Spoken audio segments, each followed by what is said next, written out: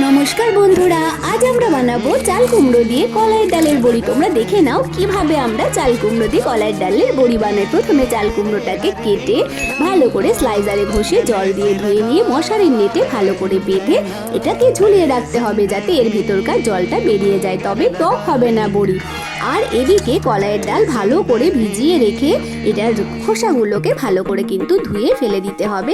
আর আমরা এটা মিক্সিতে বেটে নিয়েছি। এবার এর মধ্যে খসা চাল কুমড়োটাকে মিশিয়ে নিতে হবে আর দিয়ে দেব এর মধ্যে কালো জিরে। এবার ভালো করে ম্যারিনেট করতে হবে, এটা কিন্তু খুব জরুরি। আর ম্যারিনেট হয়ে গেছে বোঝার সময় হলো জলের মধ্যে যদি একটু ফেলে দিয়ে সেটা ভেসে থাকে, তাহলে বুঝতে হবে এটা হয়ে গেছে সম্পূর্ণভাবে ফেটানো। এবার কলাইয়ের ডালের বড়ি দেওয়া শুরু। এখানে মা, বৌদিরা আর আমার হাজবেন্ডকে চ্যালেঞ্জ ছুড়ে দেওয়া হয়েছিল, সেও শুরু হয়ে গেছে বড়ি দিতে। আর সবাই খুব ভালো থাকবে, ধন্যবাদ।